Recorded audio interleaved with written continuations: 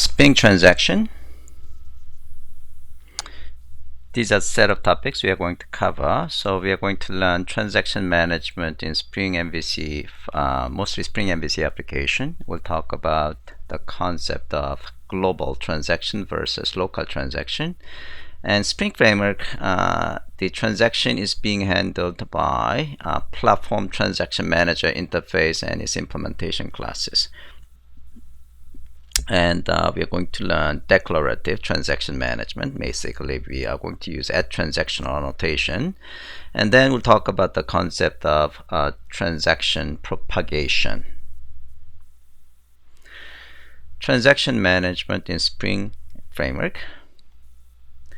So Spring provides a consistent programming model across, again, different data storage technologies. So regardless whether you are using JDBC, Hibernate, or JPA API, basically you are going to use a consistent and portable transaction APIs, basically mainly using annotation. You can actually specify transaction through XML, but it's rarely used, so we're not going to even touch it. So we're going to mostly focus on annotation-based transaction. And it certainly works with Spring Data Access abstraction. So we just learned Spring Database Access using JPA and JDBC mostly. And basically, you can add transaction to those database abstractions. Let's talk about the concept of transaction, global transaction versus local transaction. So global transactions are called sometimes a distributed transaction. Basically, there are multiple resources out there that need to be invoked or accessed in a single transaction in a distributed environment. And those resources could be different database servers, and they could be messaging server and things like that. So your transaction has to go through this set of distributed resources. Okay, so that is a global transaction. Local transactions are resource specific, so it's just talking to a single resource through maybe single JDBC connection. So in non-Spring environment, different programming models need to be used to perform global transaction and local transaction, and that's not really desirable. What you want to do is you want to use the same programming API to perform both the global and local transactions, so that you can actually change underlying infrastructure environment without forcing change in your code. So that's basically what Spring Transaction supports. It allows a consistent programming model regardless of whether you're using a global transaction or local transaction underneath. So your code would be portable, and changing to different transaction scheme is a matter of setting new configuration. As I said, Spring Framework provides both a declarative and programmatic transaction management, but again, declarative transaction management using annotation is much more preferred. You can actually call the begin and commit and all that transaction APIs as well programmatically, but so that it could be used when you want to perform very fine-grained transaction the operation. So typically, you are going to use a transactional annotation per method basis, meaning that method will be invoked in transactional manner.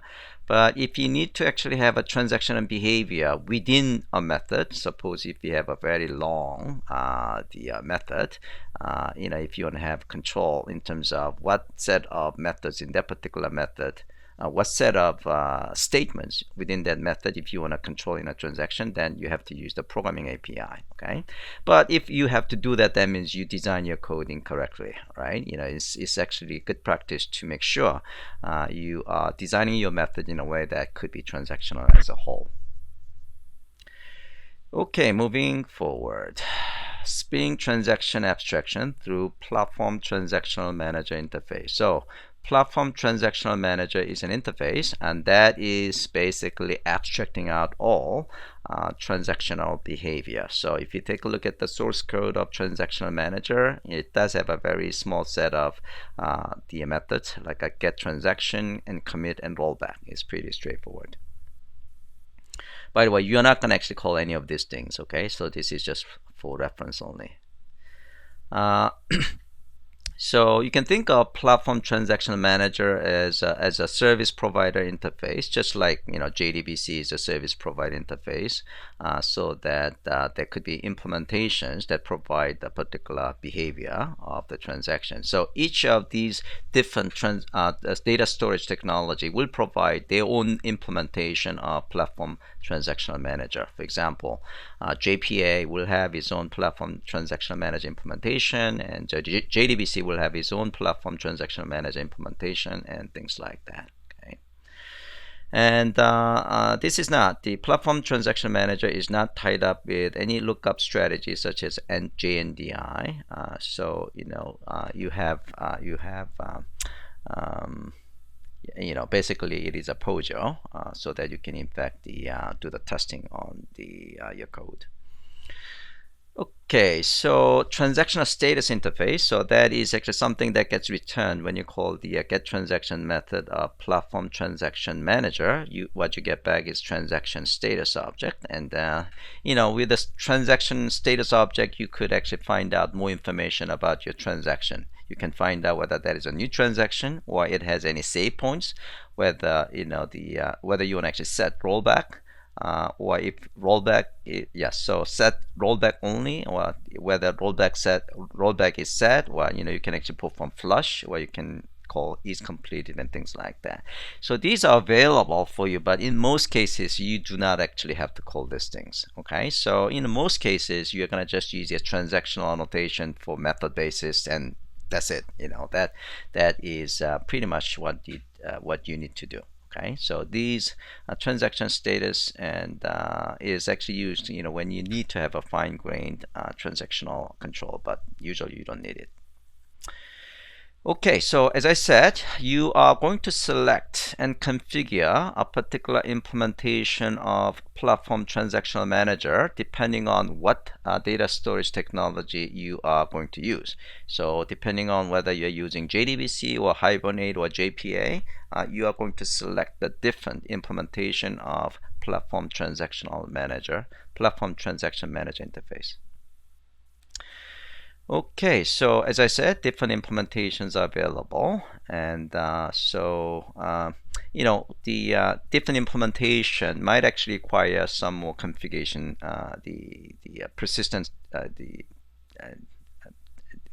more persistent technology specific data. So JDBC might actually require some JDBC specific configuration, and JTA and Hibernate same thing. Okay, so these are actual implementations that are provided by Spring Framework. So Data Source Transaction Manager, that is for JDBC. Hibernate Transaction Manager is for that is for Hibernate. JPA Transaction Manager is for JPA. And there is also another transaction manager implementation called the JTA transaction manager.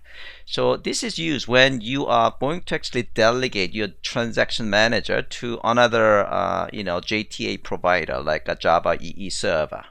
Okay, so we are not going to actually do that. Here we are going to mostly use transaction manager feature that comes with the Spring the container. So we are mostly focused on Data Source Transaction Manager and JPA Transaction Manager. Again, we are going to skip Hibernate. Selection of a particular implementation is done through configuration. Okay, so again, switching to different implementation without affecting code, and that is a good thing. Okay, so this is the Data Source Transaction Manager, and this is for JDBC. So we have seen this code, get basic data source object. So this is the code that we have seen already several times. Now, in order to configure Data Source Transaction Manager object for JDBC operation, basically you are going to create a bean of Platform Transaction Manager interface type, but the actual object is going to be Data Source Transaction Manager, and here you have to specify the data source object. Okay, all right, so that is Data Source Transaction Manager for JDBC environment. Yeah, this is how you are going to configure Hibernate Transaction Manager. This is basically in XML format. I didn't bother to change to Java configuration because we are not going to actually use it. this is JPA Transaction Manager. So here, basically, again, so here, you're going to define Entity Manager Factory first, and then provide it to JPA Transaction Manager object. So what's important is that here we are creating Entity Manager Factory. I'm sorry, the JPA Transaction Manager object here. Okay, and you have to actually provide local container Entity Manager Factory bean object. Okay, and here is pretty much all the configuration that we have seen in our previous presentation of JPA database. Okay, so in this case, important code is at the bottom. We basically create JPA Transaction Manager for JPA code, JPA based application. Okay. All right, so let me see. That is all right, so let's see how we can specify transactional behavior using declarative transaction. So once proper transaction manager is configured, you can now declare transactional behavior in your code. Okay, so far we have learned how to configure transactional manager. Okay, now let's see how we can add the annotation so that we can specify the transactional behavior in our application. So Spring Framework declarative transaction is done through Spring AOP. So underneath is using Spring AOP. You don't need to know the concept of AOP in order to use declarative transaction. So declarative transaction can be done either in annotation based or XML configuration based. Again, XML configuration is rarely used. Okay, so I'm going to just show you, but we're not going to actually spend time learning about it. Okay, and you can also specify transactional behavior at the class level or individual method level. And if you specify your transactional behavior annotation, transactional annotation at the class level, then that is going to be applied to all methods of that class. Okay. However, you can specify transactional annotation per method basis that will override whatever you specify at the class level. Okay, so this is the slide that shows Spring AOP is in fact used to impose transactional behavior. So suppose if you have a target method, and if this target method is set with a transactional annotation, basically AOP proxy is going to intercept any call to the method, and then it will actually execute this transaction advice. Basically that is the transaction code, like start transaction or something like that. And when the method is done, then it will either commit or the rollback, depending on the success or failure of that method call. Okay. All right. So just kind of give you a reference on how things work, but you don't really need to know how things are done underneath in order to use transaction. Okay, so you can certainly use XML to specify your transactional behavior. Suppose if you have default full service implementation, and if you want to actually have some transactional behavior on this code, you can certainly specify in XML. But we don't want to learn about this, so we're going to move on. We are going to mostly learn how to use annotation. Okay, so the annotation that you need to learn is basically a single annotation called the transactional annotation. That's it. So that is the only annotation that you need to use to add transactional behavior to your code. You can use it to interface class or method. Okay. Now it has a default settings. So propagation setting is propagation required. So we're going to actually talk about the difference between propagation required versus propagation requires new. So we're going to actually talk about that later on. And isolation level is set to isolation default, and the transaction is read and write. Okay. And you can also, the default timeout is set to the default timeout of underlying transaction system. Or none if timeouts are not supported. Okay? And any runtime exception triggers a rollback, and any checked exception does not. Okay? And we're going to actually play around all these things in our hands-on lab. Okay? And these default settings could be obviously overwritten.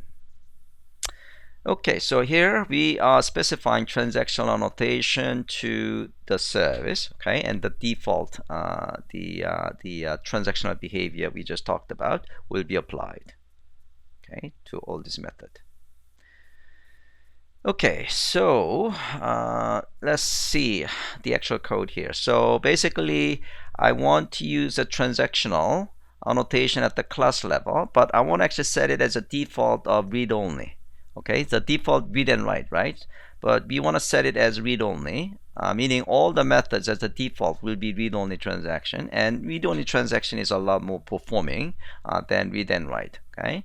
Now, in this case, for update foo, we are going to set read-only false, so that update it should not be read-only transaction behavior. It has to be read and write. So we set to false, and then we set the propagation to the non-default. So here we are using propagation requires new, okay, which is different from the default value of propagation required. Okay.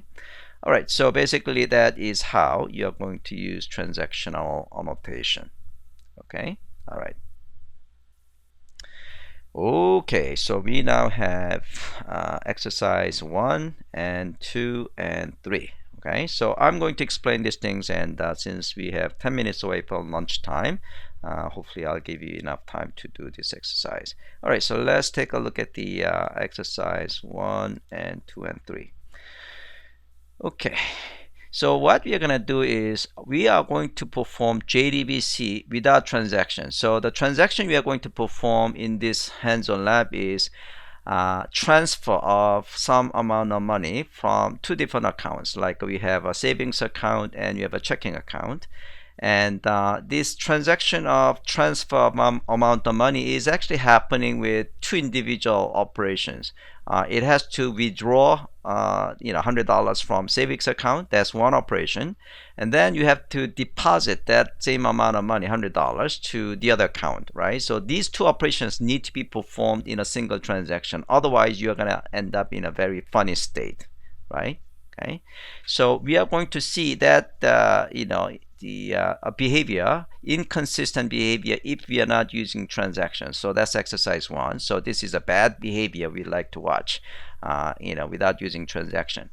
And exercise 2, now we are going to use a transaction to solve that problem. So if there is a problem, for example, if you perform these two operations, if any of these two operations, withdrawal operation and deposit operation, if any of these two operations fail, then the whole thing should be backed off.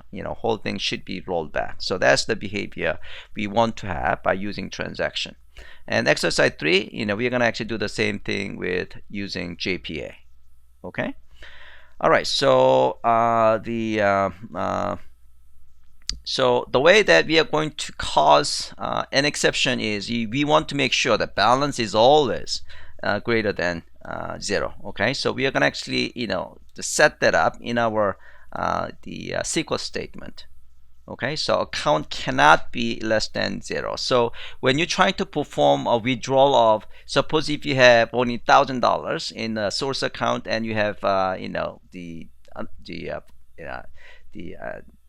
and source account only $1,000, but if you try to transfer $2,000 beyond the amount of money of the source account, then obviously that should cause an exception, right? So that basically is what we are going to actually exercise. All right, so the first one, so this is the case. Okay, so the another thing that we are actually adding in this case is the number of transfers. All right, so this number of transfers should reflect the actual successful transaction. So in this case, we perform a transfer of, so initially we have $1,000 and $2,000. And we are going to transfer just $100. So that should succeed. Okay, so the result, so this is before the first transaction, $1,000 and $2,000. And total transfer is 0. Now, after successful transfer of $100, the source account should have a $900 and the destination account should have a $2,100, and number of transactions, successful transaction is 1. So that's perfectly fine. Now in this case, you are going to actually transfer, let's say, $2,000 from the source account, and obviously that is going to cause an exception. Okay. So the the balance of the first and the second reflect the correct amount, but total number of transfers is incremented. Okay, because the reason is because we actually increment first and then we try to perform the transfer. Okay, so obviously this is not desired behavior. What we want to do is by using a transaction, this one should remain 1, meaning the successful number of transactions should remain 1. Okay, so let's actually run this code. Build and run transaction JDBC no. So we no transaction. So let's actually run this guy. Run as Java application.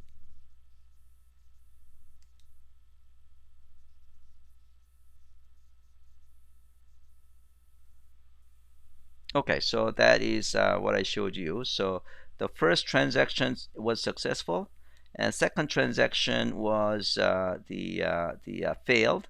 But the amount is still remain the same. That's cool. But the total number of transfers is 2. Okay. Now later on, when we actually fix that behavior with the transaction, so let's actually try to run JDBC transaction. So I'm gonna just run this guy just to show the difference.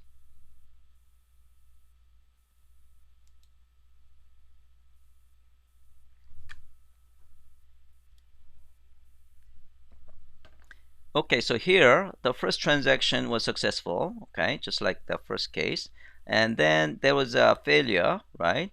Now you can see the not only the amounts are remaining the same, the number of transfers are still remain the same because this number of transfer incrementation is done within the transaction. So when there is any failure, that should be rolled back as well. Okay, so let's take a look at the code. So this is the case that we are experiencing a problem. So here, if you take a look at the code, so if you take a look at the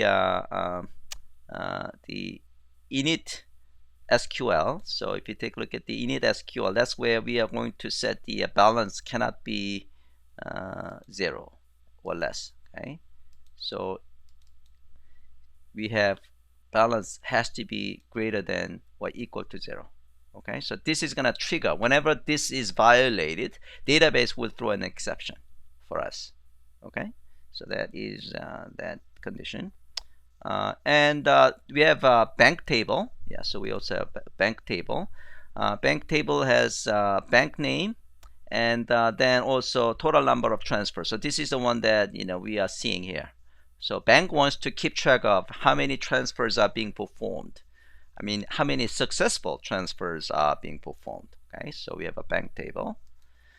Okay, so now we have a main application, the Java. So if you take a look at the code, okay, so let me show the code. So everything is configured, and we have a source account number is 1, destination account number is 2, and bank ID is 1.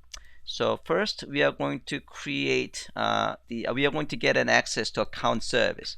So account service is the one that actually perform the transfer operation. So we can actually take a look at the code. So yeah, so let's take a look at the code. If you take a look at the account service, I'm going to just use this guy.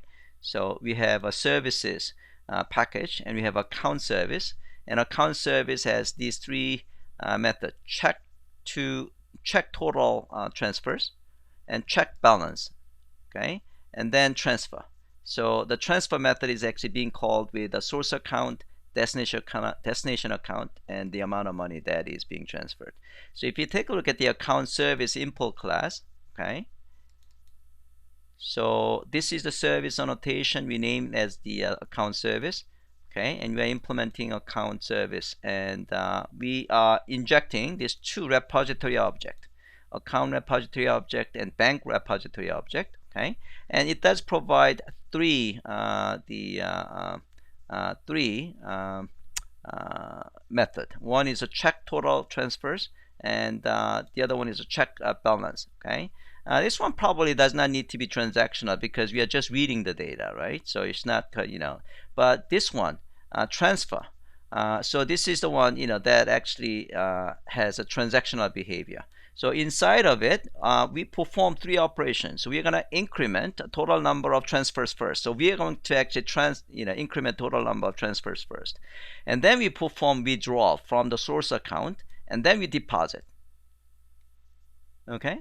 So we are using bank repository and then account repository for update with the source amount in. So this is withdrawal and this is the deposit. Okay, so let's take a look at each of this code here. So bank, we get the from the repository, we find by ID, so we got the bank object, and we get the total number of transfers, so that is the total transfers, and we just increment it. Okay, and then we actually set the bank, we call the update to change the bank object, and then this is withdrawal, so we get the source account object, so we got the account object, and we get the balance of the source account, and then we are going to subtract it. We're going to subtract the that amount that we want to transfer to from the source balance, and then we are updating that source object, source account object. And this is deposit. In this case, we are just adding the amount to the destination balance. So the key point is that we have 3 operations that are being performed, and we need to have these 3 operations to be performed in a transactional manner. Okay, all right. So yeah, so if you take a look at the no transaction, here, we are not performing these things in transactional manner, so there is no transactional annotation. So that's the reason this guy got updated. Okay, but whenever there is a failure in either of these operations, this total transfers are not being rolled back. Okay, but in our case, this transactional behavior, we are using transaction, the annotation. So whenever there is a failure in any of these operations, the whole thing should be rolled back. Okay, so that is basically what's happening. Okay, so here, this is the main code. Okay, so I just showed you account service, right? So we created the source balance and destination balance. We just display it, and we also display the total transfers. Okay, and then we perform $100 transfer. So this one should succeed. Okay, yeah, $100 can be certainly transferable, because source account should have more than $100. It has $1,000. Now we're actually performing and then we actually display the amount again, and now we are trying to transfer $1,200. So the source account at this point has only $900, and this will cause a database exception. Okay, all right, so we just display those things, and so that's what's happening. And the service interface and account service implementation, I explain all these things, right?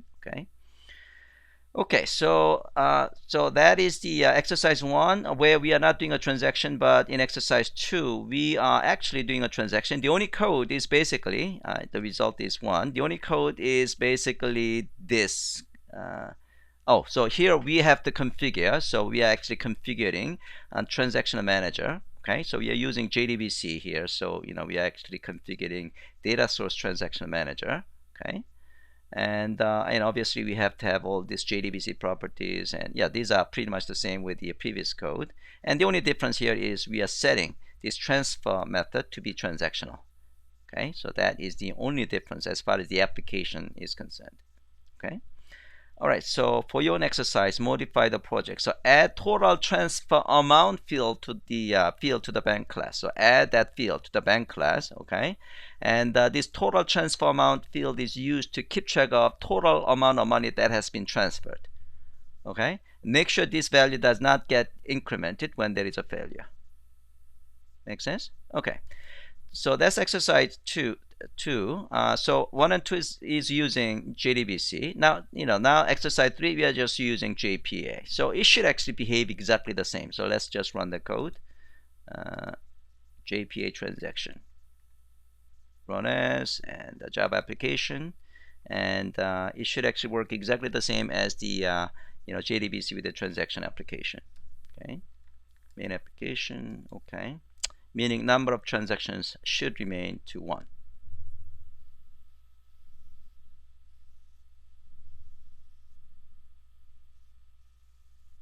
Yeah, so it remains to be 1. Okay, so exactly the same behavior. Again, the code, if you take a look at the code, the code is, instead of JDBC, you are basically configuring JPA, and JPA the transaction platform entity manager factory, and then you're actually creating JPA transaction manager object. Okay, and the rest of the code is exactly the same. Okay, so I want you to do the same exercise on just adding amount of the total amount of transfer as you do in exercise 2. You want to make the same change on exercise 3. Okay, all right, so transaction propagation. Transaction could be propagated using these 6 different schemes requires new, mandatory, supports, not supported, and never.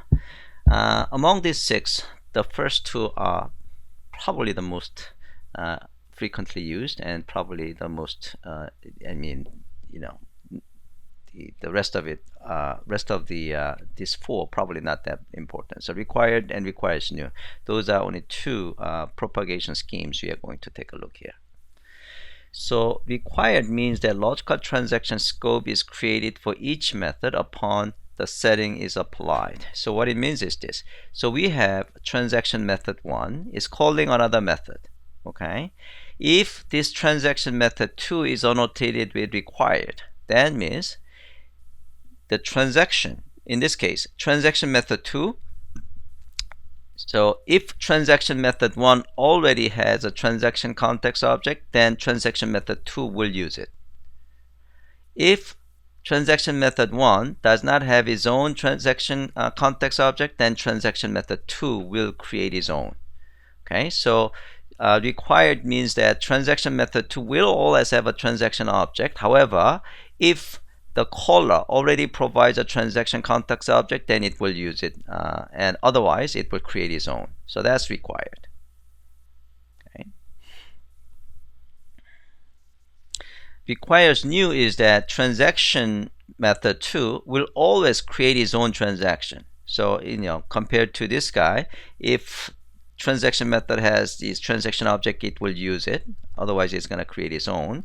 However, in this case, the transaction method 2 will create its own transaction regardless of transaction 1. Okay, all right. The implication is this. This is something that we're going to actually try in the hands-on lab. Okay. Implication is if there is a rollback on transaction method 2, then everything in transaction method 1 will be rolled back. Okay, because transaction method 2 is part of the transaction of this guy. Okay. However, in this case, if there is an error in transaction method 2, it will be rolled back, but transaction 1 will not be rolled back because it's using its own transaction. Is that clear? Question? So we're going to actually try that in the hands-on lab exercise. Okay, so this is how you are going to specify transaction propagation. By the way, required, this is the default. So if you don't specify anything, then required is assumed to be there for all transactional method. Okay, so if you want to use a different non-default value, for example, requires new, then you have to specify propagation attribute with the value here. So in this case, update foo method will use the propagation value of requires new. So in this case, update foo will create its own transaction object regardless whether the caller of the method or caller of this method provides a transaction context object or not. Does that make sense? Okay, all right. Okay, so what we're going to do is in this case we're going to do exercise 4 is using required. Exercise 5, we are going to use a different one. Requires new. I should say requires new. Requires new. Rather than require new. Okay. All right. So that is the exercise 4 and 5. So let's take a look at the lab documentation.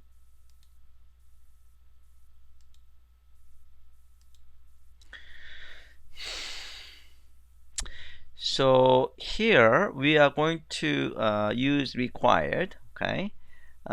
So what we are going to do is we are going to actually perform multiple transfers, and balance of account is $1,000 and $2,000, and when there is a problem, the total number of transfers is set to 0. Okay, and in the case of new requires new transaction, basically number of transactions are still 1. So this number of transactions is actually from like a caller, the transaction, and it doesn't have to be rolled back.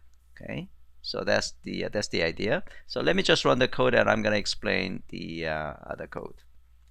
So this is requires Java application.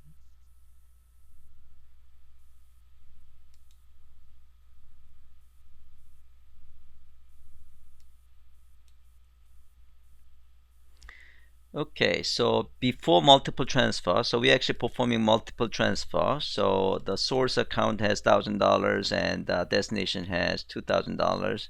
There is no transfer, and then we have experience an error. Okay, and then here the nothing is in fact performed. Nothing is, no, even though we actually performed the multiple transfer, none of those in fact was performed. So this account is still remain 1,000 and 2,000, and total number of transfers remaining to 0. In this case, let's run this guy.